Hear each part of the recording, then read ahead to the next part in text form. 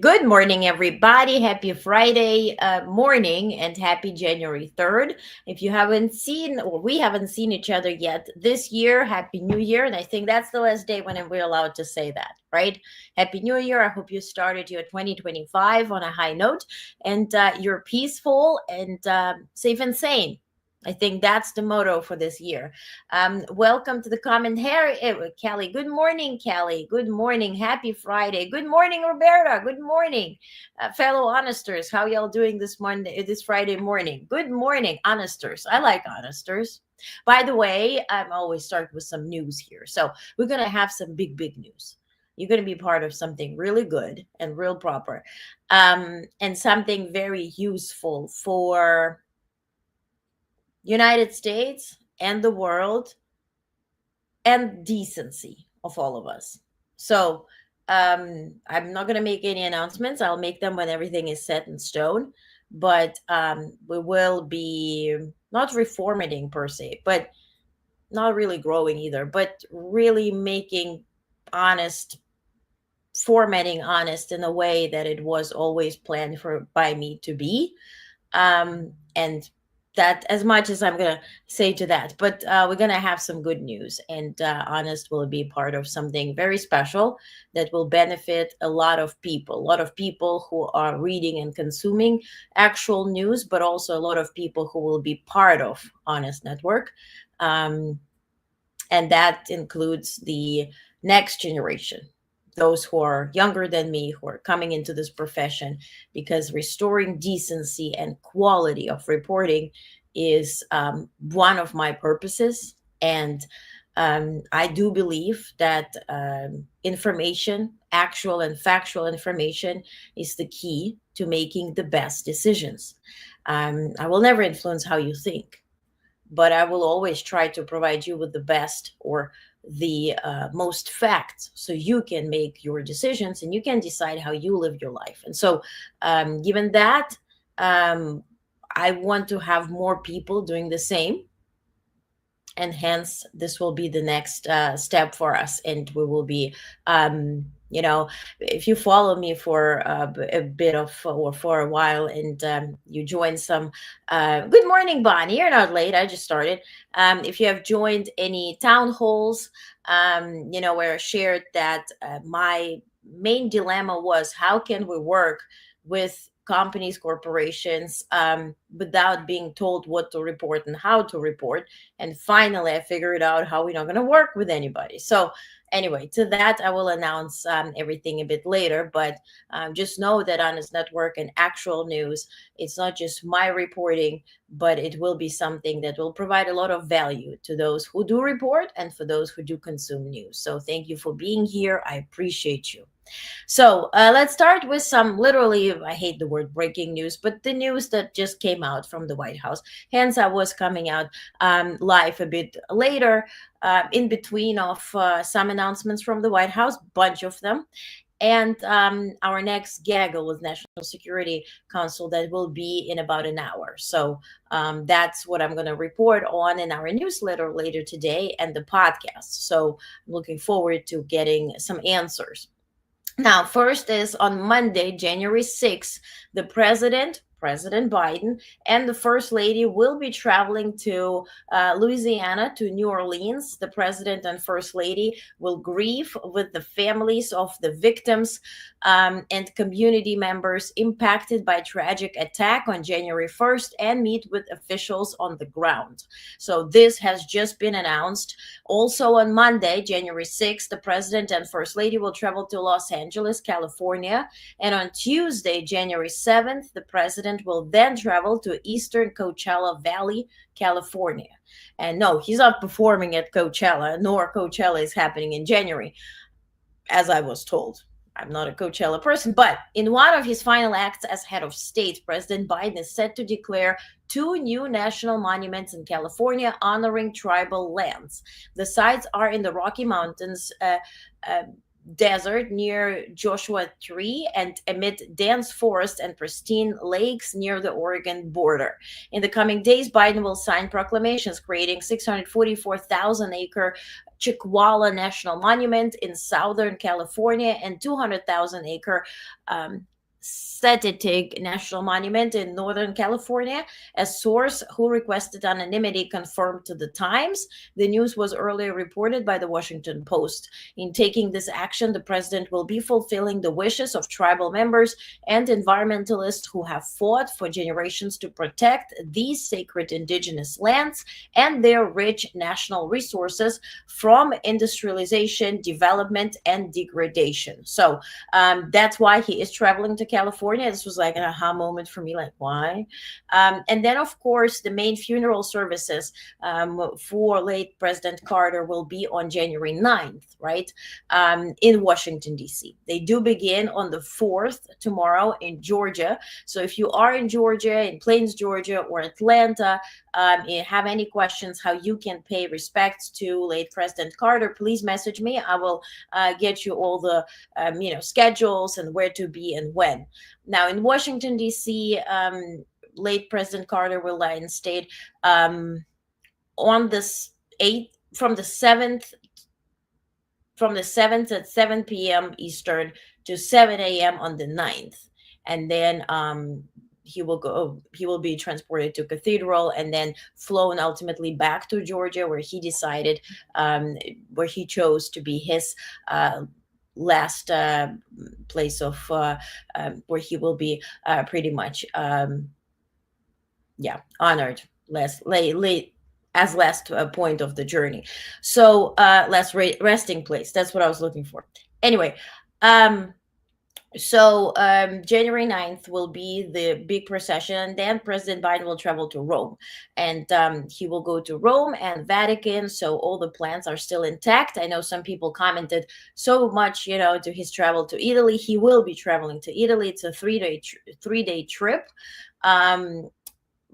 Rome and then Vatican. So that's still intact. Now, also in other news, Surgeon General called for cancer warning labels on alcohol. Alcohol is a leading cause of cancer, and alcoholic beverages should carry a warning label, as packs of cigarettes do, the U.S. Surgeon General said. This was the big news this morning, which certainly have shaken the industry. Will they react to it? I don't know. With Trump coming in and accepting all sorts of gifts and donations, I don't see anything happening there, but we'll see. Certainly would be a good thing. And then President Biden ultimately today has prohibited the sale of U.S. steel to Japanese Nippon Steel. And he cited national security concerns when it came to critical U.S. resources and infrastructure. Quote, "As I have said many times, steel production and the steel workers who produce it are the backbone of our nation. A strong domestically owned and operated steel industry represents an essential national security priority and is critical for resilient supply chains. That is because steel powers our country, our infrastructure, our auto industry, and our defense industrial base. Without domestic steel production and domestic steel workers, our nation is less strong and less secure. For too long, U.S. steel companies have faced unfair trade practices as foreign companies have dumped steel on global markets at artificially low prices, leading to the job losses and factory closures in America. I have taken decisive action to level the playing field for American steel workers and steel producers by tripling tariffs on steel imports from China. With record investments in manufacturing, more than 100 new steel and iron mills have opened since I took office, and U.S. companies are producing the cleanest steel in the world. Today, the domestic steel industry is the strongest it has been in years." And let's pause here, because I got a lot of MAGA comments as to, oh, so he is in favor of tariffs on China suddenly. There is a difference between targeted tariffs, which are a good thing. Certainly, you limit competition, you limit also unfair practices, and the difference between blanket tariffs, where the tariff is imposed on everything and anything we buy, ultimately raising prices for the end consumer. That does not direct the industry. If you're going to raise prices on everything that comes from Mexico, Canada, and China, our prices are going to go up more than 25%, because that 25% will be added on every single stage of the product, and the product pricing and composition of pricing that ultimately will be presented to the end consumer. So really, you can't compare this. And if you do not understand the difference between it, ask those who do understand, or just Google it. There's nothing wrong with not knowing. There's everything wrong with not caring to know enough. And I know Trump speaks in very simplistic terms because that's how he understands things. But many things he does not understand. And then it will fall on, yes, on media to also educate. Hint to what's going to come next to Honest. We need to educate people about things that do matter. When we consume news, we need to know not just how to read between the lines and politicize every single statement and flip it 1,000 times, but to understand what is being said and why. Because quite frankly, education in United States is not on the level of providing enough resources to understand what is happening in the world. Not because the teachers are not doing a good job. And I know I'm ranting, but because the system has been changed so much that unless you select history, unless you select a certain subject, you will know nothing about it because the composition of the knowledge that is provided in schools is just not including anything that matters for a person that is living in today's world. So, or not much of so, and specifically history. Good morning, Alexander. Good morning. Could you repeat who accused alcohol as a source of cancer? A licensed doctor. So, yeah, it's the Surgeon General called for cancer warning labels on alcohol. Alcohol is a leading cause of cancer, and alcoholic beverages should carry a warning label as packs of cigarettes do, the U.S. Surgeon General said. They ran a research, and so the results came up now, and hence he did present it now as an outgoing U.S. Surgeon General. Need to understand the history, the process, and the impacts of actions. Thank you, Bonnie. That is very important. And as much as we have a problem as to we don't learn history here, and then in Eastern Europe, we flip history. Every time Putin speaks, he tells you a story on how Russia won the World War II without anybody's help. He talks about Ruriks and all that kind of stuff. He makes up history. Also, Russia prohibited Wikipedia and created Rupedia that completely flipped the history. And by accident, I opened it yesterday and I'm like, whoa, that is very wonderful. I mean, for them. They also have RooTube that completely flips everything also upside down. So we need to have news, yes, but we also need to explain the news. And we need to restore trust and decency in the news and journalism, which does not exist. And we can only do that when we go away from being sponsored by oligarchs and corporations. More on that later. So, and Alexander, by the way, thank you so much for commenting on the Telegram thing. So I do have a Telegram. I'm going to start posting there. And thank you for pointing out that New York Times has a bunch of followers there. I was not aware. I was thinking this is mostly used by Ukrainians, Russians for the war content, but I'll post there. The more resources we get out, the better. The way better. Also, Blue Sky is very populated with MAGA stuff. Yesterday, I reposted a post with a meme, and it was about the guy being MAGA, the one who blessed himself in the Tesla. More on that in a second. And they opened up Honest Network website and sent threats, and then I'll be sued and this and that. So really hit the nerve with MAGA. So be careful who follows you on Blue Sky and whom you follow, because the folks have migrated. Alexander says, did he heard about longevity in Sardinia and Okinawa, where alcohol is part of normal limited consumption? Indeed, right? Because doctors do recommend having 2 glasses of wine a week. And that improves your blood pressure. So cognac improves lowers blood pressure. So yeah, it's same thing as let's prohibit coffee because it does raise right. So facts without spin, vet followers always. Indeed, Bonnie. Yeah, absolutely. Okay, so let's continue. With President Biden's statement on Nippon Steel. Lastly, today's action reflects my unflinching commitment to utilize all authorities available to me as president to defend U.S. national security, including by ensuring that American companies continue to play a central role in sectors that are critical for our national security. So So far on that. The president also plans to permanently ban new oil and gas drilling in large sections of the Atlantic and Pacific Oceans, as well as other federal waters, which was immediately followed by a bunch of overnight tweets from Trump, who wants to do the opposite. And I have those tweets and a readout on that in just a second. Biden administration said also today nuclear power plants will be able to secure lucrative tax credits for production of what it calls clean hydrogen if the credits help prevent reactors from retiring, which was right like 10 minutes ago, followed by the Treasury Department releasing a statement on those credits. So it's been already announced. Hence, I'm delayed this morning. It was a bunch of stuff that I need to be confirmed. Then the Biden administration announced that it would nearly double funding to battle a potential outbreak of bird flu in humans. That is also something that will be announced later today. On another note, something that is developing in Syria, and this is all quick news here, something very new has been confirmed by Pentagon this morning, and it's a huge development if you have been following the situation in Syria, where on one end you have the Syrian army, right, the SDF, Syrian Democratic Forces, that are Kurdish-led, and on the other hand you have the Turkish-led forces that have been fighting in northern Syria.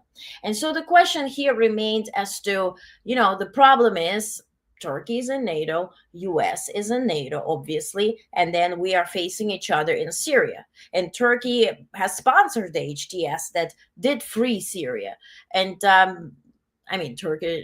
Turkey is a Muslim country. They do support that type of narrative as well, which sort of limits the Christians in Syria and whatnot. So bottom line, what has been announced now, that half a dozen years after abandoning Kobani, U.S. forces are reportedly building a military base in northern Syrian city on the Turkish border that has been riven by strife between Kurdish-led Syrian Democratic Forces and Turkish-backed forces. This all comes as the new Syrian government is trying to establish control over the country after ousting Bashar al-Assad.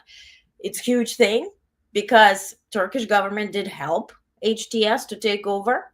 And now HTS is facilitating US to build a military base on the border with Turkey to control Turkey from taking over Syria.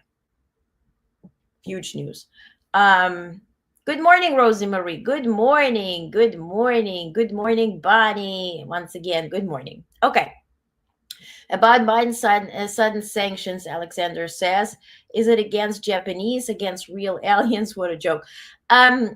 Well, the problem with the deal, if you were to read maybe you did, into the details of it, yes, they did offer it U.S. Administration to veto any decisions in terms of production volumes, but they did not give anybody any say as to can they close it at any moment, can they resell it at any moment. Also, Japan is facing an election this year. And same as in Romania, Canada, Germany, Austria, today their government couldn't get the deal for the parliamentary elections. Australia, Japan is facing a bunch of other countries. Japan is facing elections. And as everywhere, right-wing clan is very dominant there. So if Japanese company that is co-owned by Japanese government is owning our U.S. steel, and then they do have elections and the right-wing folks are coming through, that will affect our steel production. If we were at war, steel is a very crucial aspect, right, of us being effective. So in this regard, yes, it's a national security concern. So, okay. The Israeli government has established a new office at the Ministry of Defense tasked with overseeing technology development in the fields of artificial intelligence and autonomy, according to a government announcement. And this is important, as much as we can laugh about it, but AI driven or AI controlled drones are a huge specter.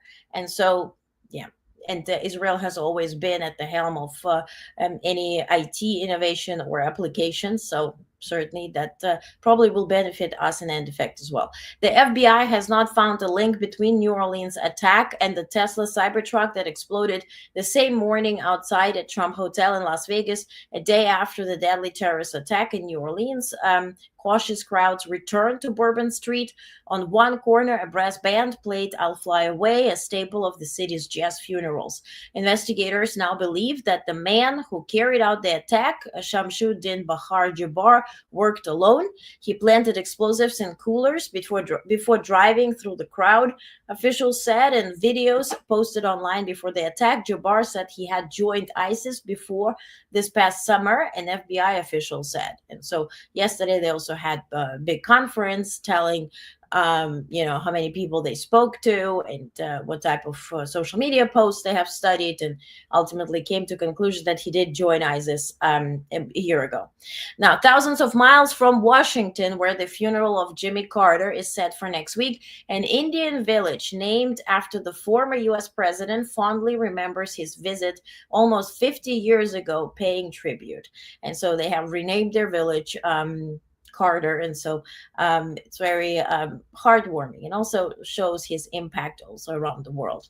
A Pennsylvania man who previously served in the U.S. Army was indicted by grand jury on charges of attempting to support Lebanese group Hezbollah and of making false statements to the FBI, the U.S. Justice Department said on Thursday. So he is now in custody and has been indicted, and is facing the grand jury. So the FBI also on Thursday released new surveillance video in a bid to find this guy who 4 years ago planted bombs, those placed pipe bombs in Washington the night before January 6, 2021 assault on the U.S. Capitol. So I know many people posted about it's a Russian guy that really resembles this video. But again, I'm not gonna talk about something I don't know about, but they do try to find the person. Again, to your comments, Nippon Steel should have included U.S. oversight, Bonnie says, and buyback options. It's unfortunate that it couldn't have been worked out, but understand the dangers to security. And Alexander says, sounds very suspicious. As well as on your site, I couldn't briefly find any promo of Sanders. Do you share an opinion that one of the main reasons of Harris' loss was non-democratic choosing of her? Let me try to understand the comment. Bonnie says both perpetrators served at military base in Colorado Springs, though they can't find definitely that they knew each other. Yeah, and also they used the same app to rent the cars. I think that one of the reasons Harris lost was non-democratic choosing of her. Yeah, I mean, I don't want to talk about why Harris lost because it's a long conversation. We need to talk about why Trump won. I do share the opinion that when we talk about Democrats losing, we need to talk about why Republicans won. Because this go is tit for tat, right? It goes along. I do not blame Harris herself. If anything, the team around her and the priorities, not necessarily Harris' views. I've covered her extensively in interviews that have been cut, and her understanding of infrastructure of, let's say, U.S. Steel, and that that story is way broader than it has been presented, and it's way deeper than it has been presented. Now the team has selected the priorities for this election and the main talking points. And that's where I think was the main problem and the main issue. They did not correspond with the talking points of folks at home, and they did not present her opinions correctly. That's what I would say. There were no primaries. It was under the carpet appointment. I share the opinion that if Biden would have stayed, he would have won. That's my opinion. You can judge me, you can hate me, you can do whatever. There were no primaries because the plan was to push it till the very end. and then push Biden out. And it's very connected to Pelosi. It's very connected to Obama as well. So, what was the plan there? Why didn't we have primaries? Why Biden? Biden is not a dummy. If you guys, kind of didn't figure that out yet, he didn't wait till the very last moment to figure out what the atmosphere is.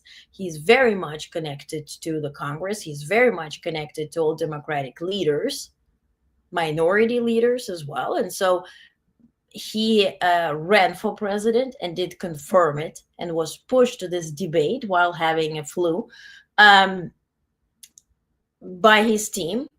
But he did that because it was in line with the Democratic Party. It was not because he wanted to run for president and everybody said, oh my God, you shouldn't. That's because it was presented that way. It's easy to see it that way. That's why there were no primaries.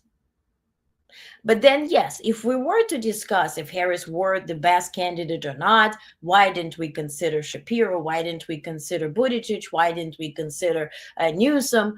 That's another story for another day. The primaries would have and could have been way earlier, before Biden did declare to run again. And this was, again, in agreement with the Democratic Party that then flipped on him.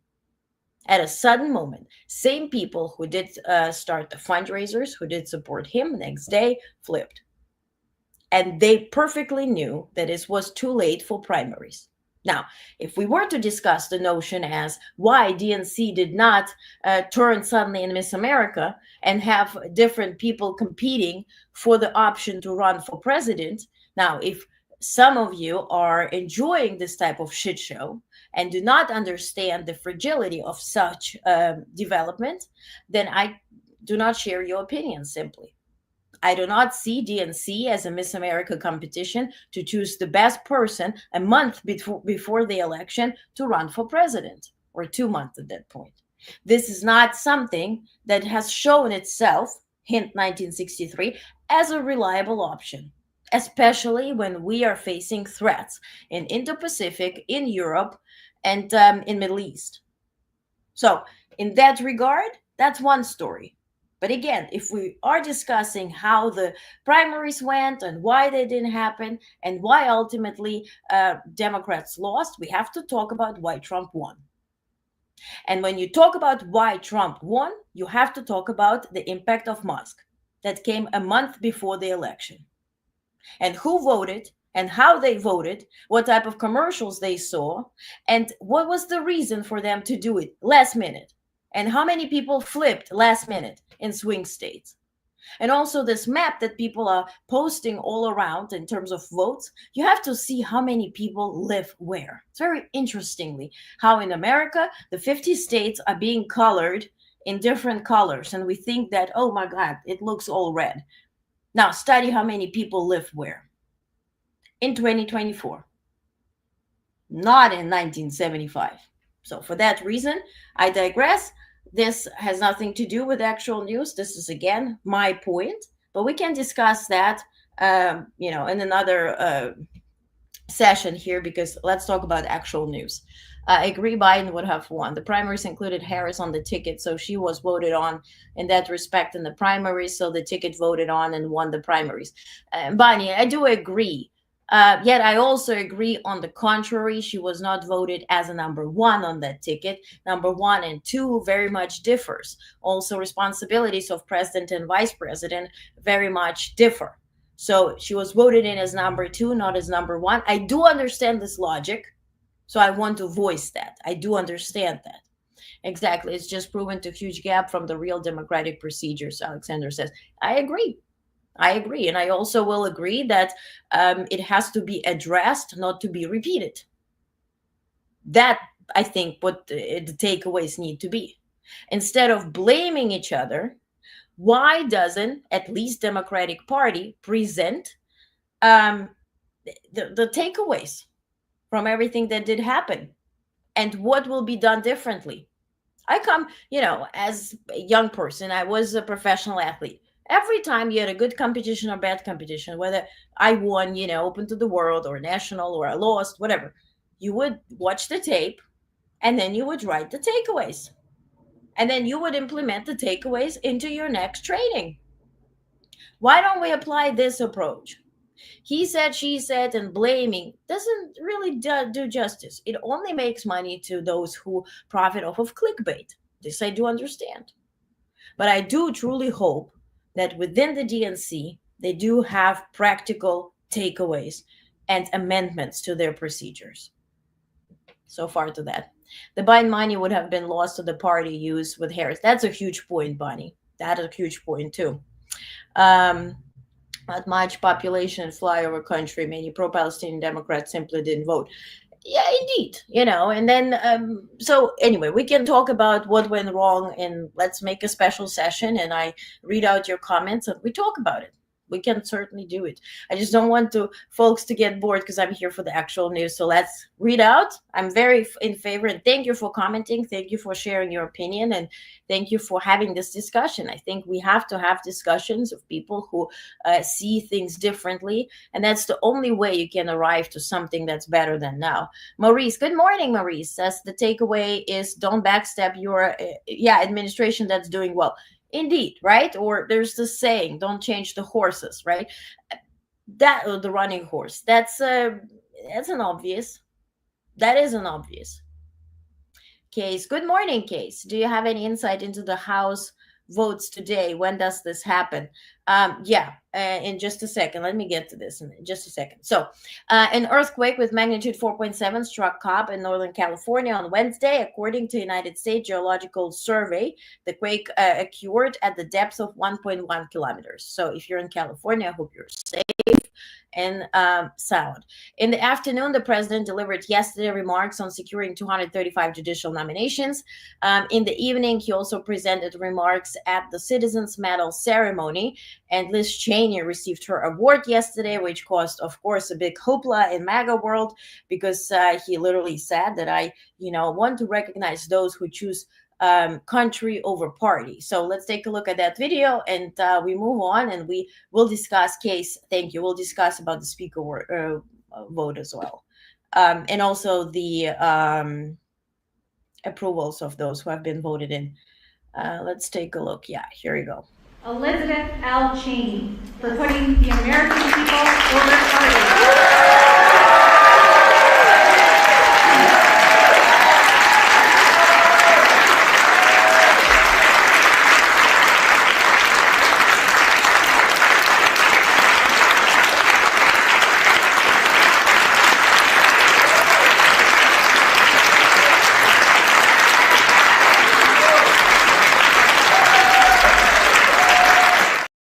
A lot of claps.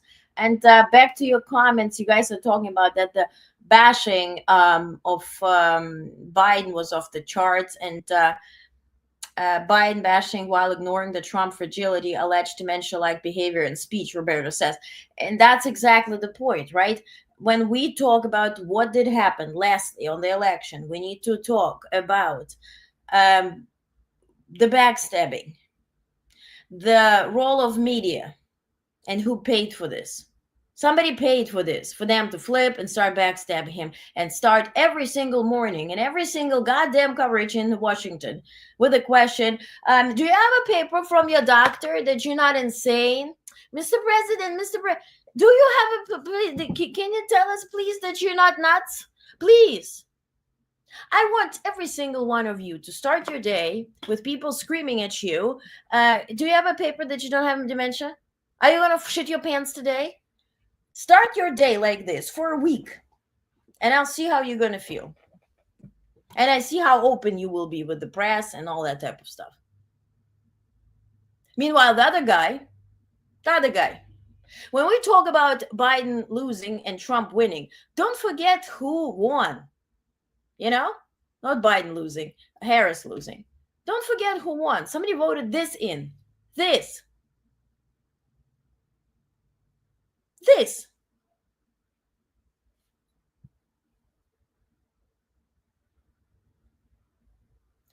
So let's move on. I can't even. Dems have a way of stepping back rather than giving a full endorsement to Biden or Berger. Yeah.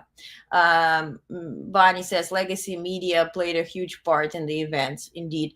Maurice says that's why I'm not giving them 1 minute of my time. Indeed. Alexander says sorry for disturbing news flow, but some could blame Biden for desperate action, sanctions against Japanese to secure a better pension fund as possible. Urgency looks so strange.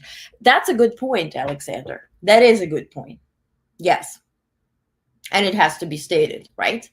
Because when we talk about actual news and we talk about analysis and actual analysis, we do have to account for different subjects that are coming into making a decision of such caliber. So thank you for pointing this out. Thank you for adding to this conversation. And you're not disturbing any news flow. We're talking about it, and I think this is very important to to discuss. I almost honestly when I receive DNC emails these days, right, and here's your card, and it says "Proud Democrat." Why don't you order your card and give us $3 and please? And now we're gonna start the fight. I'm like, you're gonna start the fight now? What have you been doing? What are you gonna do with the $3? Who's gonna be in charge of those $3? What are your next steps? Have you proved the system? What are you gonna do? Are you gonna prove the results? Are you going to question Musk's influence? Are you going to question the bomb threats on the election day? Are you going to question anything? You're just going to roll over.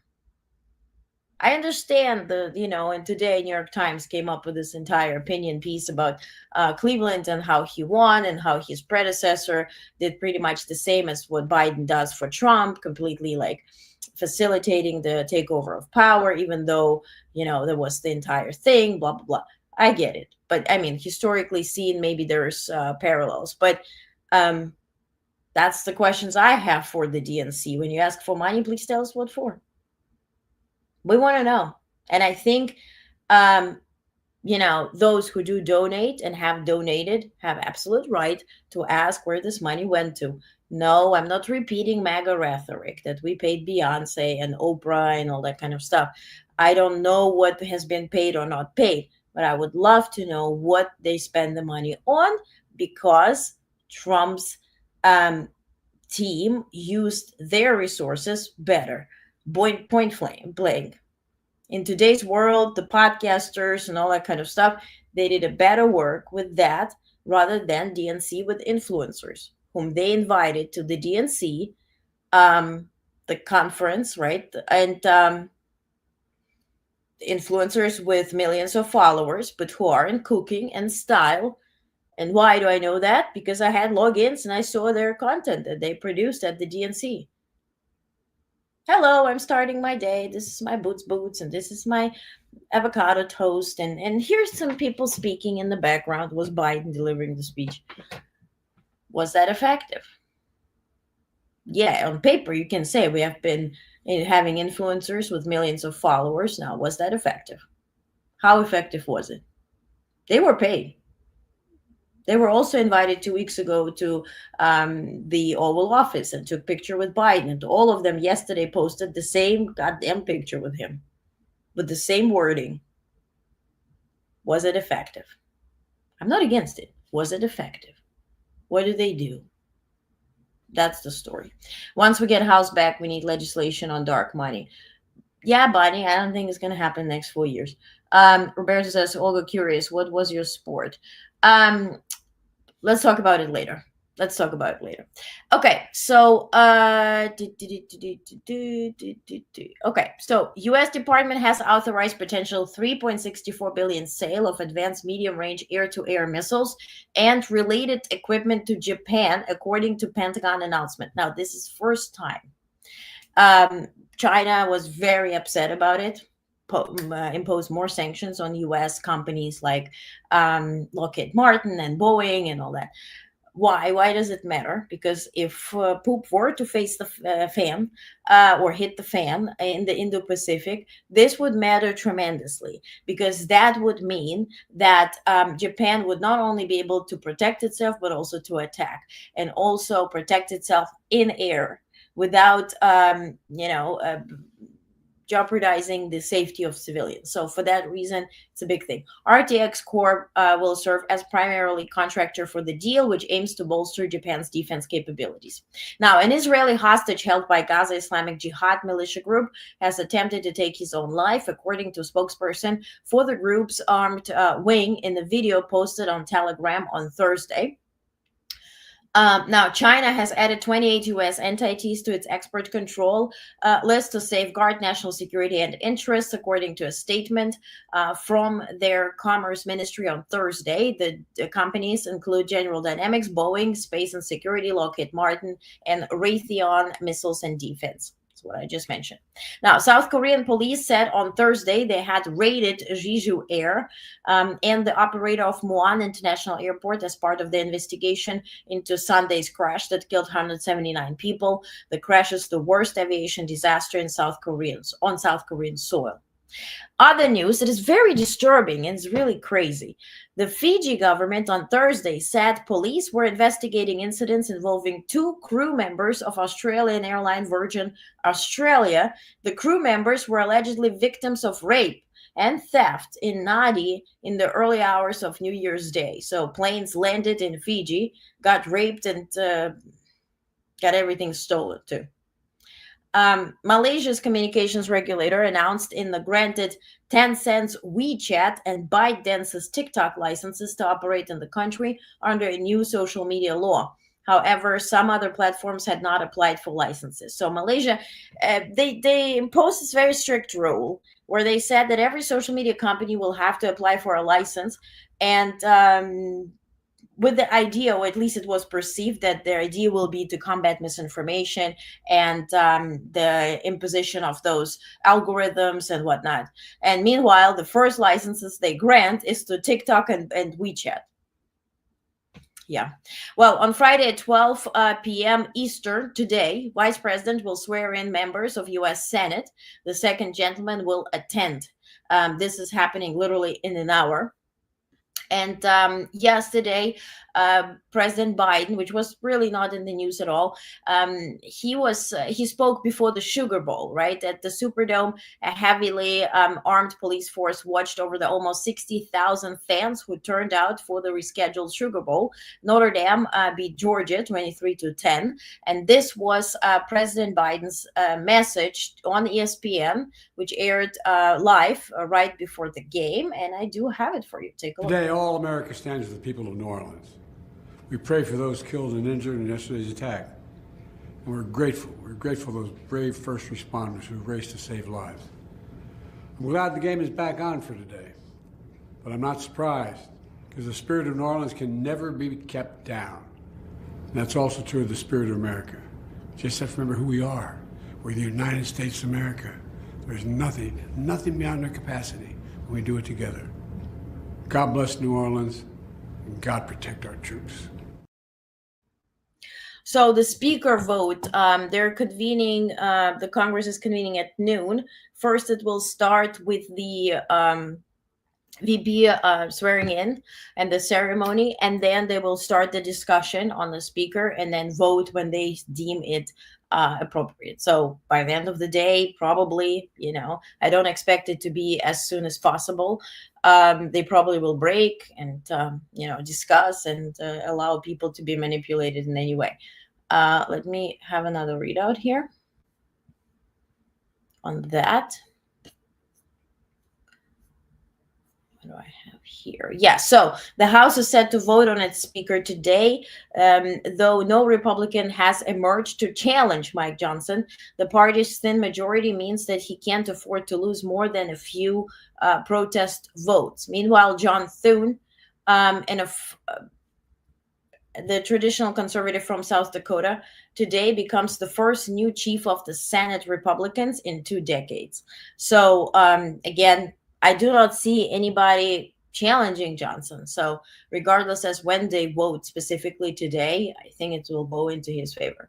Marjorie Taylor Greene posted on Twitter today that she's afraid that somebody will challenge him, or, it's not about really challenging. It's about him having votes against him or those opposing to vote, and this going into the next rounds like it happened before, right? So let's see. Now, with President-elect Trump's Republicans holding a narrow majority in the U.S. House, Democrat Hakeem Jeffries could wield more influence than typical of a minority leader.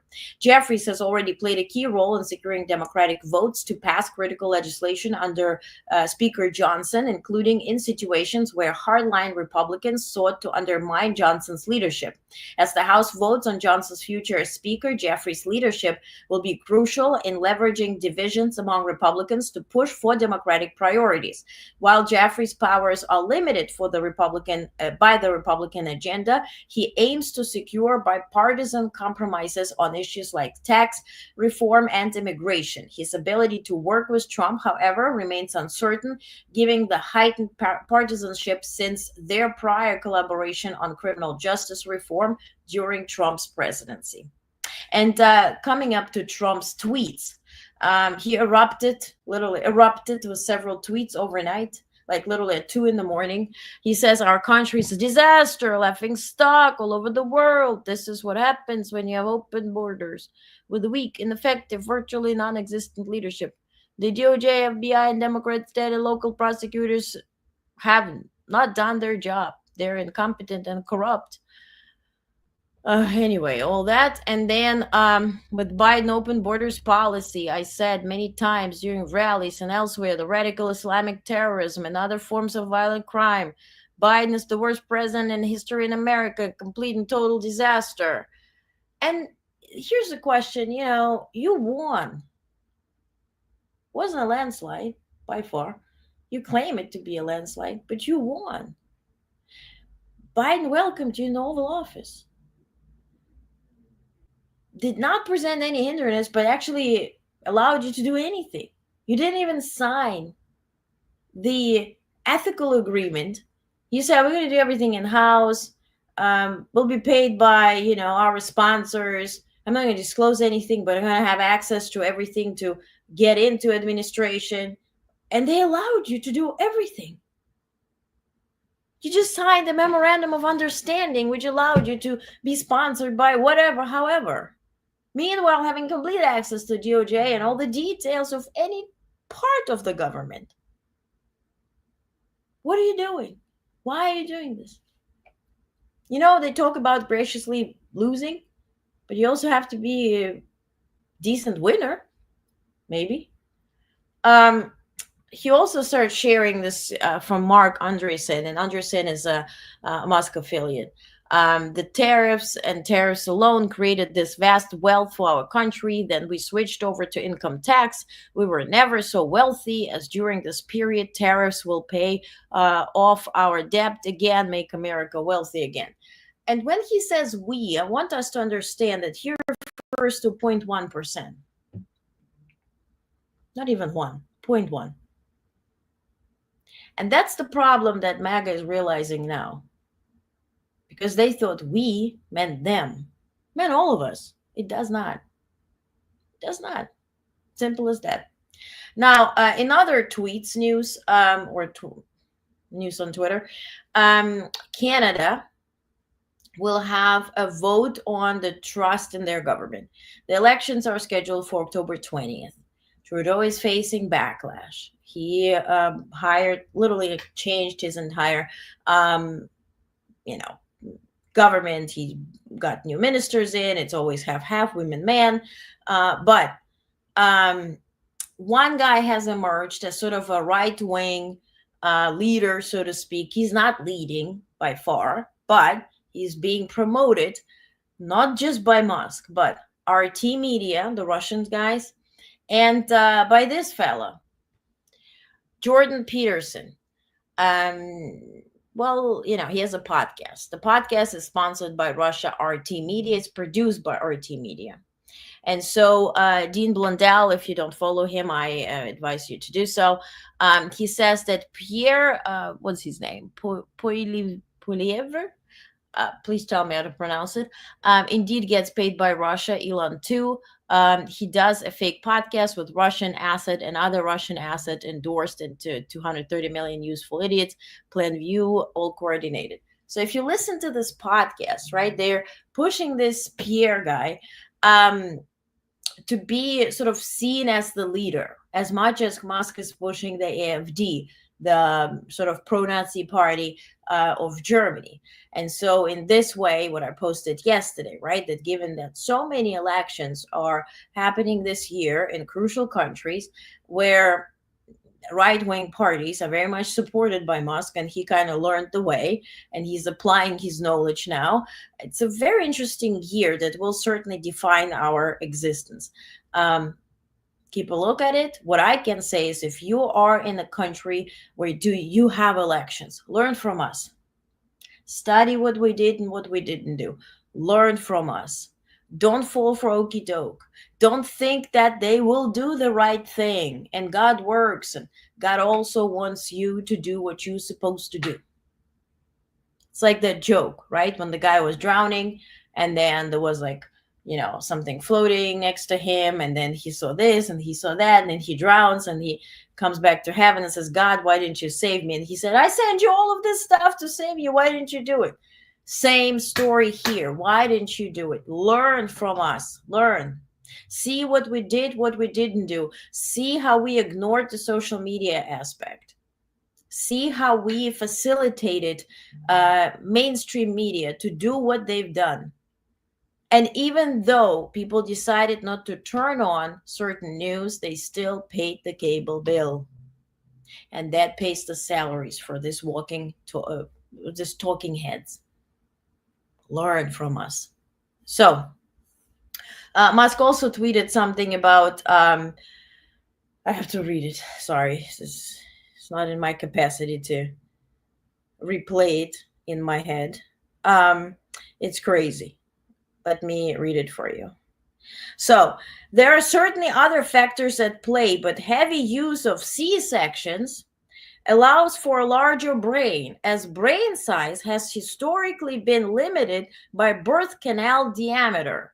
That's why he has only, his kids are birthed through C-section, all of them. So this is something that he's populating all across his media platform. So Rudy Giuliani is facing a civil contempt hearing in Manhattan federal court over his failure to comply with orders to turn over property as payment toward $148 million defamation award. Georgia election workers Ruby Freeman and Wandrea Moss sued Giuliani in 2021 for defamation, accusing him of damaging their reputations by falsely claiming they helped to steal 2020 election. Giuliani later conceded to defamation and was ordered to pay $148 million, but Freeman and Moss claim he has not complied with court orders to surrender assets, including his Manhattan apartment and Mercedes. Giuliani argues that he has faced difficulties due to personal upheaval and that his previous lawyers failed to comply with the requests. His new attorney has framed the case as a political battle. A contempt ruling could further tarnish Giuliani's reputation following his disbarment and criminal charges related to his role in Trump's election challenges. Other news, Greenland. Remember Greenland that Trump wants to buy or conquer or whatever? Greenland's Prime Minister, Maud Ejedi, highlighted a growing desire for independence from Denmark in his New Year's speech. Very interesting move. You can't defend yourself. You are not economically stable. You're not militarily able to defend yourself. Denmark heightened security, literally sent troops to Greenland to protect them. Now they're seeking independence from Denmark. Echoing past comments by U.S. President Trump, who expressed interest in ownership and control of Greenland, the Prime Minister, stressed the importance of Greenland taking control of its own future and determining its key international partnerships. The independence movement, fueled by historical grievances against Denmark, has gained momentum, with Greenland having the legal right to seek independence following 2009 vote. While a majority of Greenlanders support independence, there's debate over timing and potential economic consequences. Despite the island's rich resources, its economy remains fragile, reliant on fishing and Danish grants. Greenland has rejected Trump's offers to purchase the islands in 2019. And again last year, when this prime minister firmly stated, Greenland is ours, we're not for sale. Watch what people do, not what they say. Now, On Thursday, January 2nd, the president signed into law the Senator Elizabeth Dole 21st Century Veterans Healthcare and Benefits Improvement Act, which amends various departments of Veterans Affairs authorities related to healthcare, economic opportunity, disability, and memorial affairs, veteran homelessness, and oversight and investigations. He also thanked Senators Moran, Tester, and Hassan, Representatives Ciscomani, Bost, Brownlee, and Takano, and many others for their leadership. Now, remember the talk about H-1B visas, and it's pretty much against the Indians coming in and taking the IT jobs. They're not taking the IT jobs. It's companies fishing in India to get cheap labor. Okay, let's call the thing. So India has reaffirmed the importance of H-1B visa program, emphasizing its mutual benefits for both US and India. The visa program, which allows skilled workers, particularly from India's large IT sector, to work in the US, has been a point of discussion amid comments of President-elect Trump and Musk. India accounts for the majority of H-1B visas issued, with about 78% of 265,777 visas granted in fiscal year 2023 going to Indian professionals. India's foreign ministry stressed that the mobility of skilled professionals is a key component of growing economic and technological partnership between the two nations. So India is in favor of it, obviously. Because people who work here on H-1Bs have to pay double tax. So they're making money on that too. Now, the 6th U.S. Circuit Court of Appeals ruled on Tuesday that the Federal Communications Commission, the FCC, does not have the legal authority to reinstate net neutrality rules. These rules, originally implemented in 2015 under Obama, were repealed in 2017 during Trump's administration. The three-judge panel concluded that the FCC overstepped its bounds in attempting to bring back the regulations, marking a significant decision in the ongoing debate over net neutrality's future in U.S. internet policy. So what that did, it prohibited companies, internet companies, to defame others and degrade their services. And so we're back to Wild Wild West. Interestingly, remember Zuckerberg going to Mar-a-Lago to kiss the ring? And yeah, here's the result. Meta Platforms has named Joel Kaplan, a prominent Republican, as its new chief global affairs officer, succeeding Nick Clegg. Now, Clegg is a former British deputy prime minister, joined Meta in 2018, and played a pivotal role in shaping company's content policy, managing election-related issues, and establishing the Independent Content Oversight Board. Kaplan's appointment comes as businesses prepare for Trump administration following his recent election victory.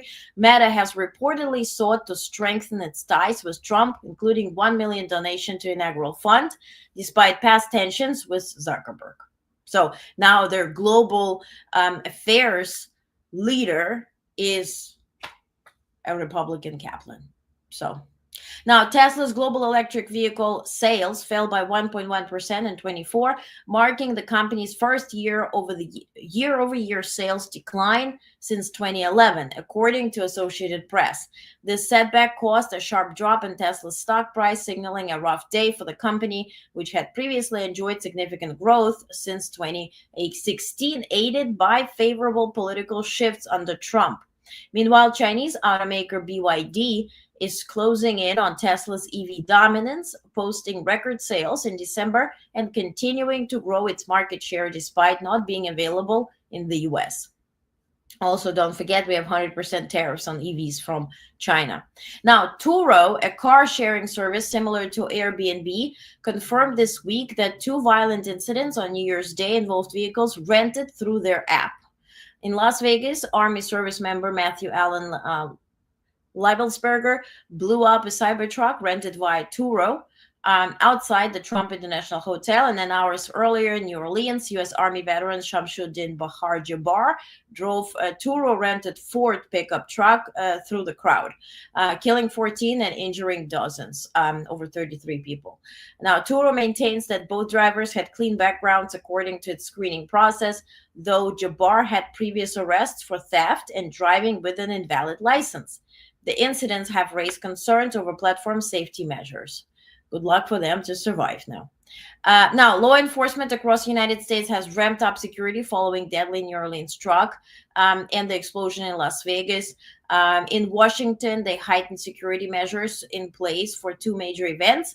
Of course, January 9th, state funeral for former President Carter, and Donald Trump's January 20th inauguration.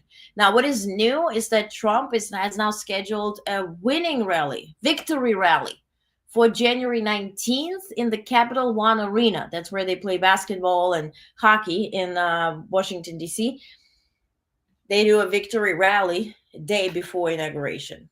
And he's also is doing a ball on the 19th too. It's like a mega ball type of thing. So adding to heightened security. Now, the cryptocurrency industry is calling for President-elect Trump to prioritize his campaign promises of advancing crypto policy through executive orders as he prepares to take office on January 20th. So they are now awaiting several executive orders signed directly on January 20th as far as establishing sort of a national fund, a 21 billion Bitcoin stockpile, and regulatory relief for banks working with crypto firms. So let's see if this will happen, but certainly that's the industry that voted him in and paid him in. Now, U.S. President-elect Trump called to open up the North Sea, right? Remember, I just read out that Biden said we need to close it. Yeah. Open up North Sea and eliminate windmills.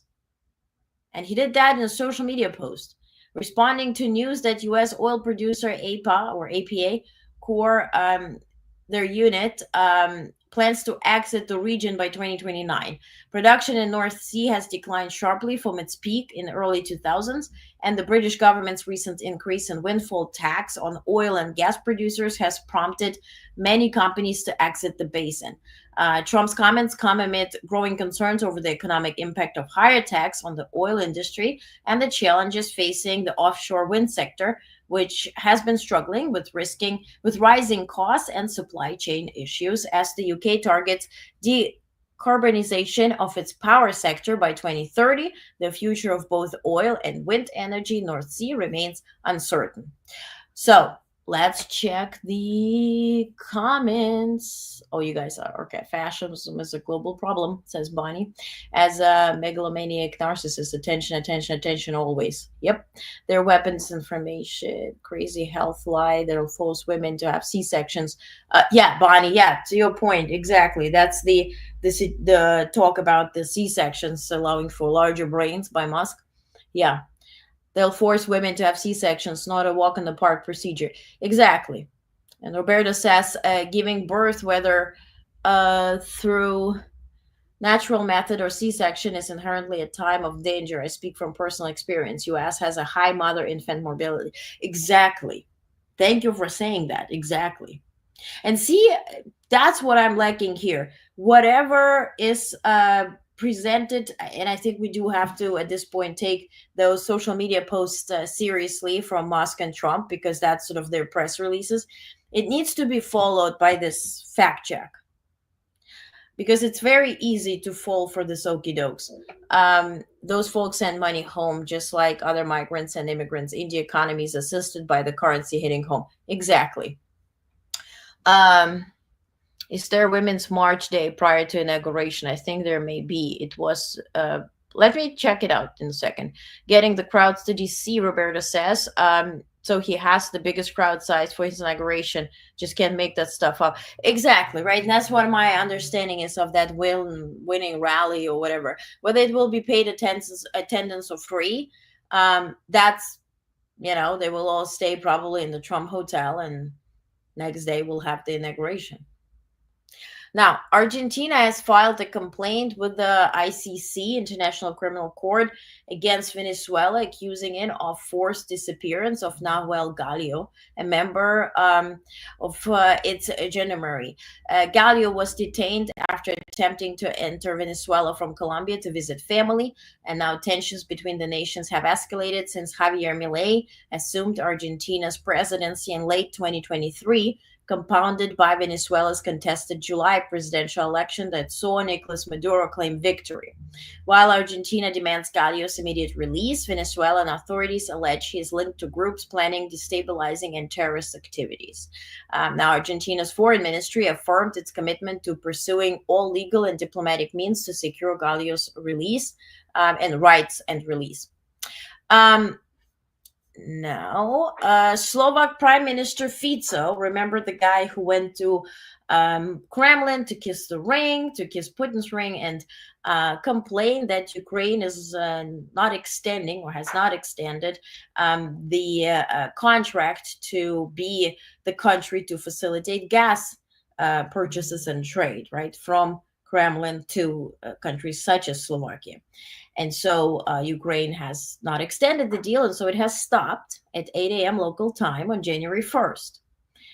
And now Slovak Prime Minister Fico announced on Thursday that his government is considering retaliatory measures against Ukraine after cessation of Russian gas transits through Ukraine to Slovakia.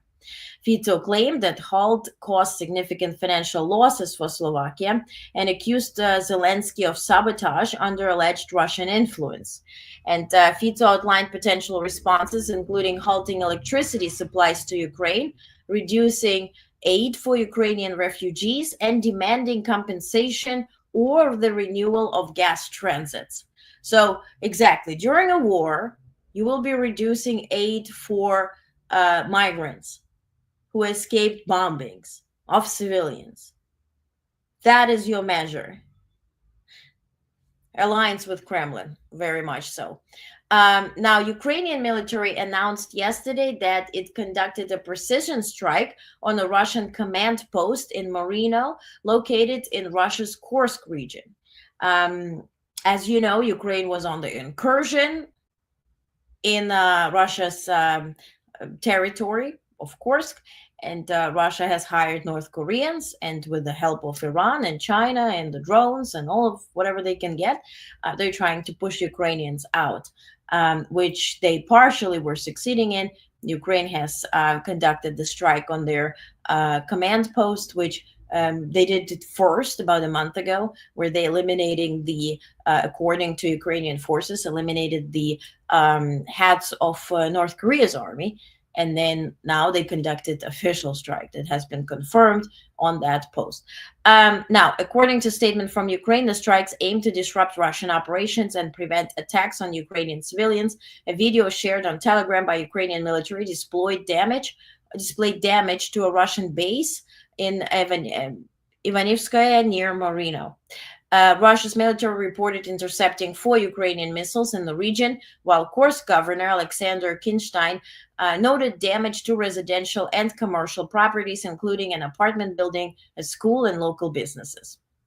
Now, the Israeli military revealed on Thursday that it conducted a raid in September on an underground missile production facility in Masyaf, Syria, which was allegedly primed to produce hundreds of precision-guided missiles for Hezbollah. Lieutenant Colonel Nadav Shoshani, an Israeli military spokesperson, described the facility as a major Iranian manufacturing hub in the region. And so they have been planning on starting or putting it in operation since 2017. It was ready to operate, and then Israelis have conducted the strike and eliminated it. Now, as to Musk, he is poised to host Alice Weidel, is the leader of the far-right Alternative for Germany party, the AfD. Good morning, Sierra. Good morning. Good morning. Good morning. So the Weidel lady, she's the head of AfD. And Musk will be hosting this SpaceX interview the way he did with Trump, where everything malfunctions, but somehow it promotes the guests. On January 10th. That's the talk of the town, that he's going to host her on January 10th. In Germany, the elections are fast forwarded to February 23rd because Scholz's government has failed, or coalition has failed the trust vote. And so now it will be in February. So Musk intends to not just promote her and the party, but he's also investing in promoting them, having learned on his experience right here. Now, Weidel is a very interesting person. So well, interesting in that regard that she's actually a Swiss citizen, is a gay woman, and her party's agenda is to prohibit gay marriage and go against gay population. So far to that. Now, Friedrich Merz, the German conservative leader and potential successor of Chancellor Olaf Scholz, expressed support for renewed negotiations on free trade deal with the United States under Trump. Merz, in an interview with German news agency dpa, emphasized that Europe should focus on restoring competitiveness rather than imposing tariffs in response to US economic policies under Trump. He suggested that a new European-American initiative for joint free trade could help prevent a harmful cycle of tariffs. With Trump set to take office ahead of Germany's federal elections, Merz warned that the US could impose high tariffs on EU goods, which would particularly impact Germany's economy. So, yeah, instead of negotiating, we're obeying. So, China's Ministry of Commerce has proposed new export restrictions on technologies used to produce battery components and process critical minerals like lithium and gallium. The changes outlined in the document issued on Thursday would expand Beijing's previous restrictions on these materials, where it holds a global dominance. The proposed rules target technologies involved in manufacturing cathodes for batteries, as well as methods for extracting and processing lithium and gallium. Also, China's National Health Commission plans to address gaps in mental health services from 2025 to 2027, focusing particularly on children and adolescents. So the initiative includes setting up a mental health hotline, establishing regional mental health services, and expanding outpatient services nationwide.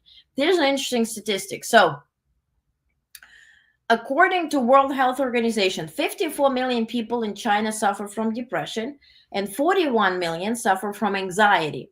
By 2025, outpatient services for mental and sleep disorders will be available at hospitals across the country, and more than 95% of schools are expected to have mental health education programs. And also, to military capabilities of China. Now, recent social media images of two new Chinese tailless military aircraft suggest that they are prototype stealth medium bomber and the new Lambda wing technology demonstrator, according to aerospace experts. And this was today in an article from Pentagon. So that's the photos we're referring to. And the larger aircraft, speculatively identified as JH-36, may be a medium-range bomber under development by the People's Liberation Army Air Force, PLAAF, designed to have low observability and advanced capabilities for regional and global strikes. The design features a tailless flying wing structure, 5 flaperons for control, and 3 engines, possibly aimed at enhancing stealth and electronic warfare capabilities. The smaller aircraft, possibly a fighter or uncrewed vehicle, has a Lambda wing and twin-engine exhaust, indicating further exploration of stealth and thrust vectoring technologies. Both aircraft may signal advancements in China's air power and align with strategic objectives related to medium-range bombing and evolving technological capabilities. The release of these images coincides with the anniversary of Mao Zedong's birth, and notable date in Chinese aerospace history. And again, more on that. I'm conducting an interview with a war drone expert who is American. He served in different locations, and I'll let him tell his story, as well as he served in Ukraine, in eastern Ukraine, near Kharkiv region, where I was born. And he now runs a nonprofit organization where they work with 170 different US companies in producing drones. And they captured the Russian drones and they improved them and they developed something new. So he will tell the story, but also he will provide his not opinion, but factually based information on the drones over New York and New Jersey. So interview is being recorded on Sunday. So I will release it as soon as I have it edited. If it doesn't need any editing, I'll put it up on Sunday night. So stay tuned. I'm not a fan of editing anything. I like conversations. I don't like Q&A where somebody's conducting interview, asks questions, and then waits to ask another question and completely misses the point.